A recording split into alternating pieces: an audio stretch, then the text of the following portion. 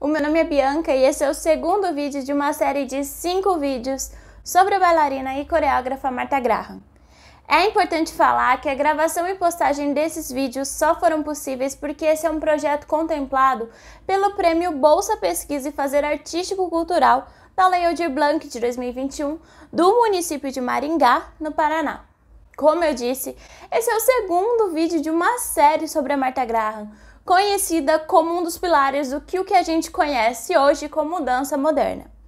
Então, se você tem interesse em saber mais e caiu nesse vídeo aqui de paraquedas, eu sugiro que você assista antes o primeiro vídeo. Lá eu falo um pouco sobre o que é considerado dança moderna e eu dou uma breve história, uma breve biografia, sobre a Graham. Eu também falo lá sobre quem eu sou, a minha formação e como eu conheci a Martha Graham. Também quero aproveitar essa introdução para te pedir para ficar aqui comigo e acompanhar os próximos vídeos também. Todo o material que eu li e eu usei para fazer essa pesquisa eu vou referenciar na minha fala, mas eu também vou colocar na descrição do vídeo. Mas qualquer dúvida, correção, comentário, você pode me contatar pelo e-mail biancasrib@gmail.com ou no Instagram @bibisru.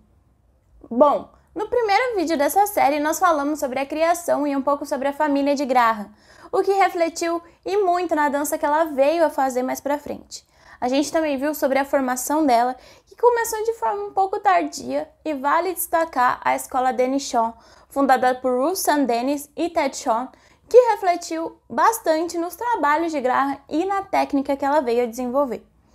Nós vimos sobre ela ter trabalhado em um circuito mais comercial, mas como ela abandonou isso para investigar e experimentar uma movimentação completamente nova e diferente do que havia no mundo até aquele momento.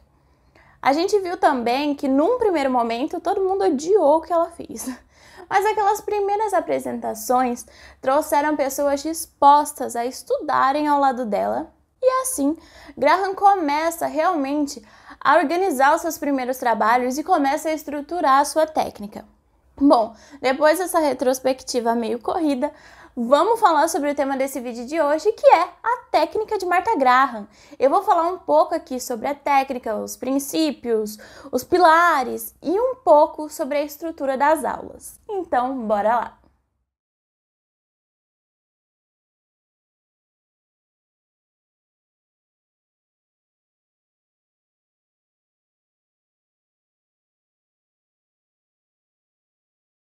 Eu usei vários textos para pesquisar sobre a técnica de Martha Graham, mas eu também usei muitas coisas que eu me lembro de quando eu estudei na Martha Graham School. E também os meus caderninhos que eu levava para todo lado e anotava tudo que eu via. Eu vou citando os textos conforme eu for falando, mas eu não posso deixar de falar que a base mesmo vem muito do livro que eu já falei no vídeo passado, da Agnes DeMille, Martha, The Life and Work of Martha Graham, e o Memória do Sangue, que é uma autobiografia escrita pela própria Martha Graham. Eu já vou começar por algo que eu ouvi bastante lá na escola, mas que eu também li no artigo Os Princípios Técnicos de Martha Graham como subsídio para o trabalho do ator, de Eden Peretta, que é o seguinte: a criação da técnica de Martha Graham foi quase como uma consequência. A criação de uma técnica nova em si não era o objetivo de Graham.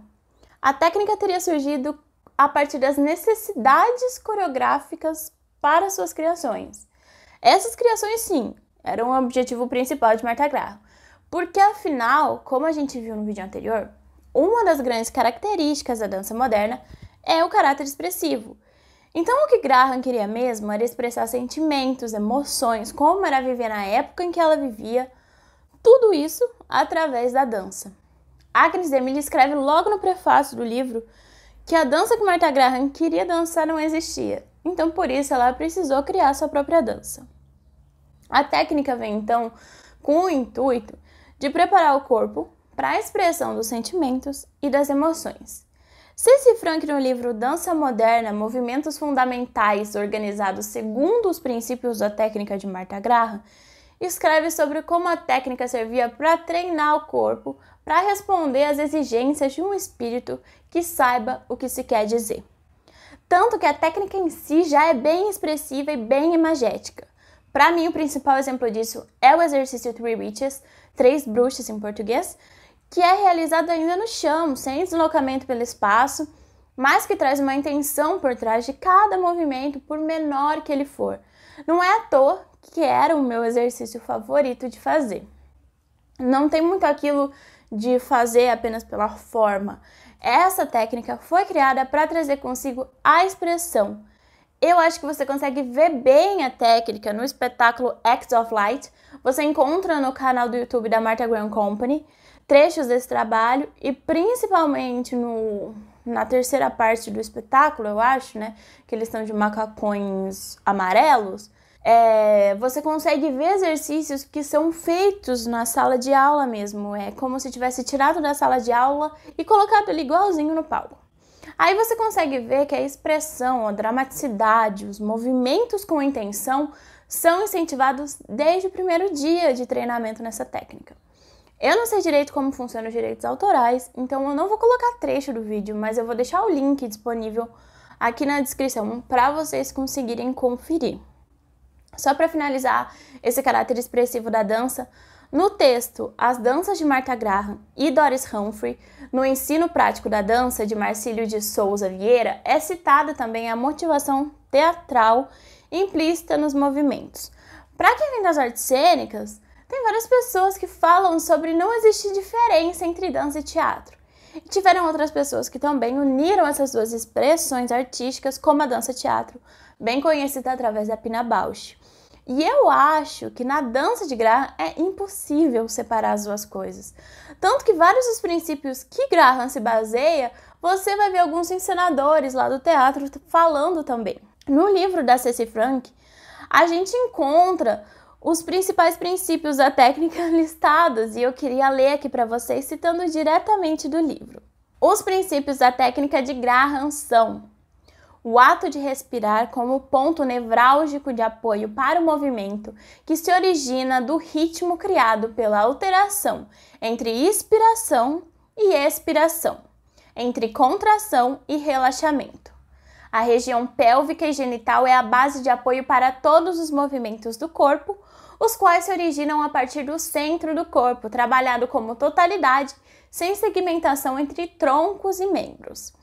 O movimento se intensifica e se dinamiza. A relação com o chão, com a terra, é uma presença constante. Em toda a técnica de Graham, até mesmo a postura neutra não é a postura do nosso dia a dia. Sempre tem uma alteração do nosso corpo cotidiano. Então, mesmo os exercícios que são no chão provocam alterações na postura e equilíbrio cotidianos. Então, você nunca vai estar sentado no chão, você vai ter uma postura com ativação do abdômen, você não vai estar com o tronco inclinado para frente, você vai se sentar bem em cima dos ossinhos aqui da bunda, fora as outras posições que eu vou falar depois, que ativam os músculos e deixa aquele corpo acordado, pronto para ação, pronto para dançar. Então, assim, nos primeiros dias de aula, você vai realmente aprender a maneira certa de se colocar no chão, de sentar, né? E eu lembro de ouvir que a gente tinha que aprender a usar o chão. Lá no artigo do Marcílio de Souza Vieira, eu achei uma passagem bem legal sobre o início das aulas que acontecem no chão. Segundo o texto, Graham dizia que nessa posição, o dançarino poderia controlar melhor os músculos do tronco em alongamento e contração, obtendo assim a forma mais eficiente de aquecimento. A relação com o chão também vai além de sentar ou ficar em pé sobre ele, mas também tem a relação com a gravidade como um elemento de expressão, a exemplo das quedas. Para falar sobre o que eu considero o princípio mais evidente dessa técnica, eu vou citar de novo Marcílio de Souza Vieira. Ele escreveu: antes de tudo, em sua técnica, é preciso reaprender a respirar. Tá aí, o início de tudo que originou a técnica de Martha Graham, a respiração. Em Memória do Sangue, a autobiografia da Martha Graham, ela escreve: a pessoa nasce com esses dois movimentos, inspiração e expiração, e conserva ambos até morrer. Mas o bailarino começa a usá-los com consciência para que sejam dramaticamente proveitosos para a dança.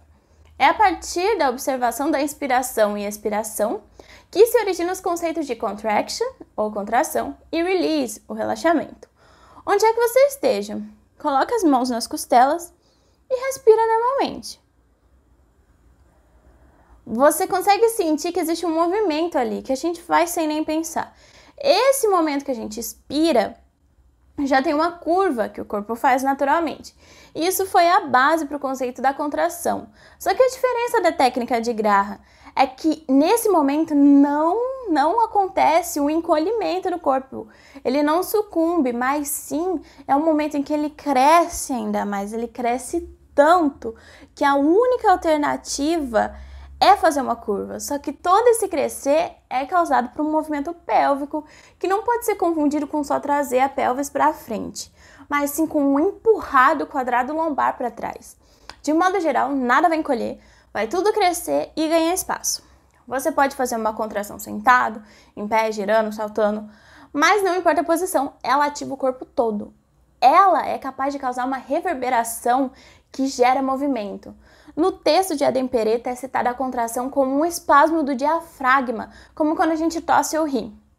É um espasmo completamente visível e que gera impulsos de movimentos no restante do corpo. Pode reparar, da próxima vez que você tossir, sua postura muda, seu corpo inteiro engaja naquilo. Eu poderia passar dias aqui falando só sobre a contração, porque muita coisa da técnica deriva dela. Eu lembro que os professores falavam que leva bastante tempo para você encontrar uma contração. Para você entender os impulsos internos e quais músculos você tem que ativar para que ela aconteça. Então não é um negócio que você vai dominar em uma aula, leva tempo. E claro, eu não posso deixar de falar de como a contração reverbera até nas mãos, as famosas cup hands. Mãos em formato de copinhos, eu vejo mais uma concha, mas elas nada mais são do que uma contração que chega até as mãos. Novamente, não é só uma forma, tem uma energia nessas mãos. O irmão da contração é o release ou relaxamento. E eu falo relaxamento porque é como eu achei o termo traduzido nos textos que eu li, mas não é para confundir com um corpo relaxado, né? No meu entendimento, o release é meio que o oposto da contração. Enquanto a contração cresce tanto que cria uma curva, no release ele cresce tanto, mas continua ereto. E não se engane, o movimento novamente vem da pelvis. Fica bem evidente quando você faz um release logo em seguida de uma contração, porque ele estica tudo de maneira encadeada. Vem um impulso da pelve que passa para a lombar e vai subindo vértebra por vértebra até chegar no topo da cabeça. Assim como a contração, existem os desdobramentos do release ou relaxamento. Inclusive, uma das coisas que eu acho mais linda de ver nessa técnica é o high release. Eu sempre imaginei como se estivessem saindo raios do meu peito e eu acho essa imagem muito potente. Mas isso é só uma curiosidade do meu gosto pessoal mesmo. No texto do Marcílio de Souza Vieira, ele escreve sobre a contração e o relaxamento serem manifestados como impulsos bruscos, projeções violentas do corpo inteiro. Como eu já disse, isso acontece em qualquer posição, mas é principalmente em pé que você consegue perceber como a contração e o relaxamento levam o corpo todo a se mover. Você consegue realmente se deslocar pelo espaço com a força de uma contração, por exemplo. Outro princípio mega importante são as espirais. Vale falar que a respiração nunca sai da jogada, mesmo que você não esteja fazendo uma contração ou relaxamento, esteja fazendo outro exercício, ainda tem muita base da respiração. Adempereta descreve o movimento em espiral da seguinte maneira: segue o mesmo caminho da respiração, desenvolvendo os movimentos em torção completa do torso em um dos sentidos, da pelve até o topo da cabeça. A torção acontece no próprio eixo do corpo. Você não vai ter esse deslocamento para frente para girar. Sempre falavam nas aulas a imagem de um pano sendo torcido. E de novo, você não vai encolher, você vai sempre crescer. Eu sempre gostei de imaginar uma espiral que independe de mim, que ela começa lá no centro da terra, que passa por mim, pelo meu corpo, pela minha coluna e sai pela minha cabeça e vai até o teto, até o céu, até o espaço. O que tiver depois disso. Tem um exercício que se faz no chão chamado Turns Around the Back, que você consegue ver certinho o movimento de espiral surgindo no corpo. Ela começa em um movimento lá no quadril, passa pela coluna, pelo pescoço, até que chega na cabeça. Em pé a gente ainda faz a espiral, só que ela já não começa no quadril, né? Mais aqui pra cima. E ela muda de direção dependendo da perna que você tá esticando, à frente ou ao lado. Tem vários outros princípios que a gente pode observar na técnica de Graham, que eu vou passar assim, meio que por cima, porque essa técnica é uma fonte infinita de conteúdo, então não vai dar pra falar com detalhes de tudo. Oposição é uma palavra muito importante nessa técnica. Sempre vai ter oposição, nem que seja entre o chão e o céu, né? Do corpo que cresce tanto como se fosse alcançar o céu, mas ao mesmo tempo ele permanece conectado com o chão. E também para vários movimentos, como as próprias espirais sentadas, que um lado do quadril vai para frente, não só porque ele vai para frente, mas porque o outro lado é puxado para trás. Então você não vai só empurrar um lado para frente e pronto. Você vai puxar o outro para trás e isso vai engajar os dois lados, vai criar uma tensão e uma oposição. Outra coisa interessante é a constante perda e recuperação de equilíbrio. Eu acho que é o equivalente ao que a gente das artes cênicas chama de equilíbrio de luxo. Claro, tem o exemplo das quedas, que você vai ao chão e recupera a verticalidade do corpo. Mas tem exercícios como os tilts, que você tira seu corpo do eixo normal, né? Quase ao ponto de cair. Inclusive, nas primeiras vezes que eu fiz o tilt nas aulas, foi encorajado até cair mesmo, para você entender qual é o limite do eixo do seu corpo, né? Outra coisa muito importante é a transferência de peso. E claro, não dá para esquecer que tudo é sempre originado e motivado pelo centro do corpo. Segundo a Maria Auxiliadora Monteiro, no artigo Níveis de Flexibilidade e Força Muscular Abdominal em bailarinas submetidas à técnica da dança moderna de Martha Graham, as inovações promovidas por Martha Graham no mundo da dança mudaram a conceitualização da dança tradicional, que era baseada no equilíbrio, na plasticidade, na leveza, para uma dança fundamentada no desafio do equilíbrio, na intimidade com o chão, a mãe terra, nos problemas sociais e na dramaticidade de uma dança chamada moderna. E antes de finalizar esse vídeo, se vocês ainda tiverem um pouquinho de paciência, eu queria só dar uma passadinha pela estrutura de uma aula de Graham. Basicamente, uma aula de Graham é dividida em três partes: floor work, trabalho de chão, centro e movimentando-se pelo espaço. O solo, segundo Ceci Frank, teria o objetivo de concentrar a atenção sobre o próprio corpo, especialmente sobre o torso, e vai progredindo depois para braços e pernas. Existe uma sequência de movimentos que normalmente é feita numa certa ordem, mas eu não vou citar tudo passo por passo, porque existem algumas variações dependendo do nível que você tá. Mas, de modo geral, as aulas sempre começam com os bounces, que tem o objetivo de alongar e aquecer a região da espinha, né? Você curva o corpo tem quase como uma pulsão da coluna. Tem os breathings, que são os exercícios para você entender como a respiração afeta o movimento e como o movimento afeta a respiração, sempre realizando aquele jogo, né, de estender e arredondar a coluna. Já no chão, começa um trabalho com as espirais, com as contrações, tem um trabalho com os pés, tem as diferentes posições, já tem quedas que partem da posição sentada, e um dos meus exercícios favoritos, os pleatings, que é uma contração que você está deitado, mas ela é super dramática e eu adoro. No centro, os exercícios já são executados em pé, mas ainda tem pouco ou nenhum deslocamento. No centro, a gente tem exercícios que vêm do balé clássico. Tem plié, élevé, relevé, mas claro, tem modificações. Às vezes tem contrações, às vezes tem espirais e por aí vai.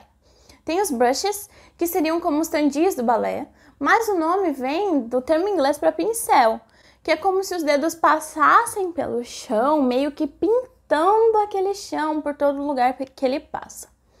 Em pé você continua o trabalho com as contrações, tem os tilts que eu já citei, os giros, os pequenos saltos.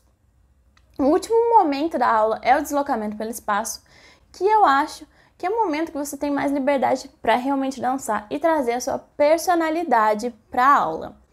Vão ter exercícios que partem de uma caminhada, de uma corrida, tem os triplets, que é um deslocamento em 3 tempos.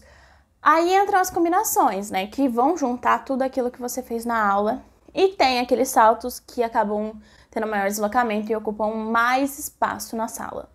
Eu quis falar desses 3 momentos para dar uma noção do que você vai ver quando você entrar numa aula de Graham. Mas às vezes, falando tudo isso, falando assim, é meio difícil visualizar realmente os movimentos. Então, eu sugiro que vocês sigam a Martha Graham Company e a Martha Graham School no Instagram e no YouTube, porque vai ser muito mais fácil você visualizar assistindo os vídeos que eles postam. Durante a pandemia, alguns bailarinos gravaram aulas inteiras para iniciantes no YouTube, e eu acredito que algumas ainda estejam disponíveis por aí. E claro, tem pessoas aqui no Brasil que ministram aulas de Graham pessoalmente e online para quem tiver aí mais interesse. Antes que esse vídeo fique ainda mais gigante, eu preciso dizer de novo que toda essa pesquisa e realização só é possível por causa da Lei Aldir Blanc e do prêmio Bolsa Pesquisa e Fazer Artístico-Cultural da cidade de Maringá, no Paraná. Obrigada a todo mundo que ficou até aqui. Se você se interessa por dança, por arte, por Martha Graham, não perde os outros vídeos dessa série. No próximo vídeo eu quero falar um pouco mais sobre a técnica, só que ela transposta para o palco. E também falar sobre alguns dos trabalhos de Graham. Muito obrigada por acompanhar meu conteúdo. Um beijo e até a próxima!